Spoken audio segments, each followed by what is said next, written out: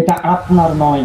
এই সময়ের মালিক, সময়ের স্রষ্টা আল্লাহ সুবহানাহু ওয়া তাআলা। টাইম এটা সৃষ্টি, যেমন এই দুনিয়া একটা সৃষ্টি, চন্দ্র সূর্য গ্রহ তারা নক্ষত্রের সৃষ্টি।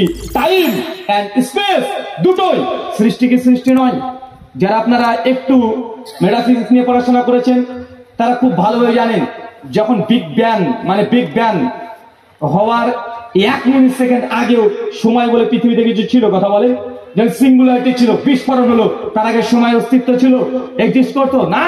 এই সময় আল্লাহ তৈরি করেছেন, এই সময় আল্লাহ আপনাকে দিয়েছেন। কিয়ামতের মাঠে সময়ের আপনাকে হিসাব দেওয়া লাগবে। আজকে আপনি সারা রাত পাবজি গেম খেলে কাটাচ্ছেন, মুসলমান তো উল্টো হয়ে গেছে। সারা রাত পাবজি চলছে, ফ্রি ফায়ার চলছে, চলছে না? সারা রাত চলছে। অথবা গার্লফ্রেন্ডের সঙ্গে গল্প চলছে মোবাইলে। যখন মসজিদ থেকে আজান আসছে, হাইয়া আলাস সালাহ, নামাজের জন্য এসো, বা মসজিদ থেকে ফজর আজান দিচ্ছে, আসসালাতু খায়রু মিনান নাওম, বাংলা মানে করলে হয় এই কথাটার, ঘুমের চাইতে নামাজ উত্তম।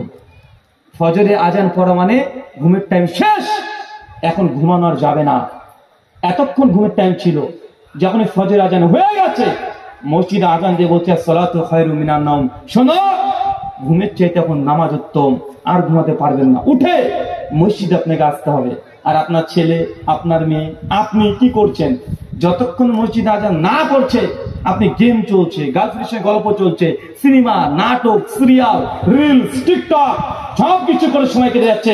যখনই মসজিদ থেকে আজান আসছে, ওমিয়া এই ফজর হয়ে গেল, মোবাইলটাকে বন্ধ করে এবার আপনি ঘুমাতে যাচ্ছেন। সম্পূর্ণ উল্টো কাজ না আপনার?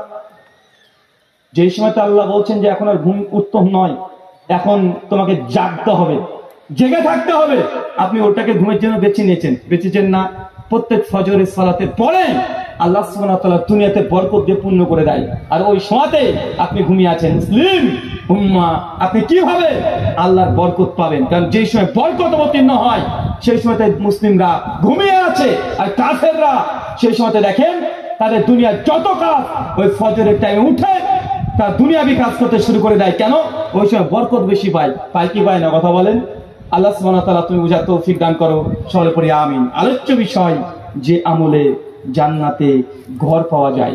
কোরআন হাদিস ঘাটলে, আমি ঘেটে যতটুকু দেখেছি কোরআন এবং সুন্নাহ মোতাবেক 3 জন এমন ব্যক্তি আছে ছিলেন যারা দুনিয়াতে চলাচল করছিল, জীবিত ছিল, হেঁটে বেড়াচ্ছিল, অথচ আল্লাহ সুবহানাহু ওয়া তাআলা তাদের আমল দেখে এতই খুশি হয়েছিলেন, আগে থেকে জানিয়ে দিয়েছেন, আর কয়েকজনকে দেখিয়ে দিয়েছেন যে জান্নাতে কোন ঘর পাবে।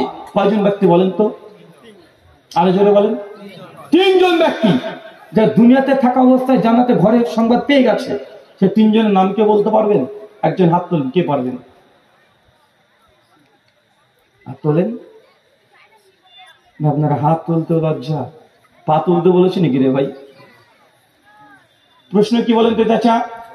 3 জন ব্যক্তি জান্নাতে আগে থেকে আল্লাহ ঘর দিয়ে দিয়েছে, তার দুনিয়াতে জীবিত ছিল, কিন্তু এত ইবাদত আল্লাহ তাদের পছন্দ করে নিয়েছিলেন, জানিয়ে দিয়েছেন ওহীর মাধ্যমে, যাও তাদেরকে বলে দাও আল্লাহ তোমাদের প্রতি খুশি হয়ে গেছে, জান্নাতে তোমার জন্য ঘর রেডি।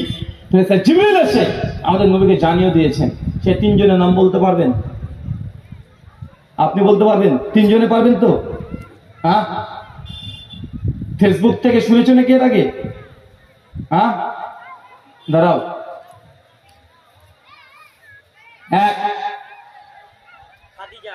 মাশাআল্লাহ খাদিজাতুল কুবরা। 2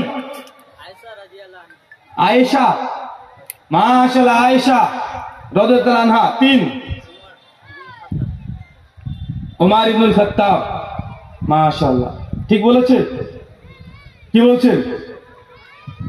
হ্যাঁ, ঠিক বলেনি? এত কনফিউজ কেন রে ভাই? মানে টেনশনে পড়ে গেছেন মনে হচ্ছে আপনারা। বসেন, ঠিক হয়েছে, তবে একটা ভুল হয়েছে। আচ্ছা, কোনটা ভুল হয়েছে? আসিয়া। বলেন তো 3 জনের নাম বলেন তো আপনি এবার। ওমর ইবনুল খাত্তাব, আসিয়া, খাদিজাতুল কুবরা। মাশাআল্লাহ, কি চ্যাট জিপিটি করলেন নাকি? গুগল? এত তাড়াতাড়ি হবে না। আর চ্যাট জিপিটি দ্রুত দিয়ে দেয়, ও 10 সেকেন্ডে দিয়ে দেয়। মাশাআল্লাহ, উত্তরই না ঠিক হয়েছে, আলহামদুলিল্লাহ। চাচা বলেন তো কয়জনকে জান্নাতে ঘর দেওয়া হয়েছে? কথা বলেন। 3 জন। কি কি নাম? 1 আসিয়া, 2 খাদিজা, 3 ওমর ইবনুল খাত্তাব। মনে থাকবে তো 3 জনের নাম ইনশাআল্লাহ। চলেন 3 জনের ব্যাপারে সংক্ষিপ্ত জেনে আসি কিভাবে তার জান্নাতের সুসংবাদ পেয়ে গেলেন, জান্নাতে ঘরের সুসংবাদ পেয়ে গেলেন। আসিয়া, মুসনাদে আবি আলা, হাদিস না 6411, সনদ হাসান। আল্লাহ নবী বলছেন আসিয়া, আসিয়াকে জানেন? ফেরাউনের স্ত্রী। কার স্ত্রী? ফেরাউনের স্ত্রী। চাচা ফেরাউনকে চিনেন? ফেরাউন মানে ওরা বিশ্বের সবচেয়ে পাপিষ্ট, খারাপ, জালেম কোন মানুষ যদি হয়ে থাকে, এক কথায় ফেরাউনের নাম বলে দিবেন, আপনি 100তে 100 পাবেন। আপনি মনে করছেন মোদিজি, আপনি মনে করছেন যে যোগী, আপনি মনে হচ্ছে টাকলা, এরা হচ্ছে সবচেয়ে ভয়ঙ্কর। আরে ফেরাউনের কাছে হচ্ছে শিশু, বাচ্চা। মানে কথা বুঝতে পারলেন না? মানে ফেরাউন এত বড় জালেম, স্বৈরাচারী শাসক ছিলেন যে তার কাছে দুনিয়ার কোন যত বড়ই ডোনাল্ড ট্রাম্প থেকে শুরু করে যে যা আছে, ফেরাউনের কাছে পাত্তাই পাবে না। মানে তার বাচ্চার বয়সের না, হাঁটুর বয়সের মানুষ এরা। ফেরাউনের স্ত্রীর নাম হচ্ছে আসিয়া। যেমন আসিয়া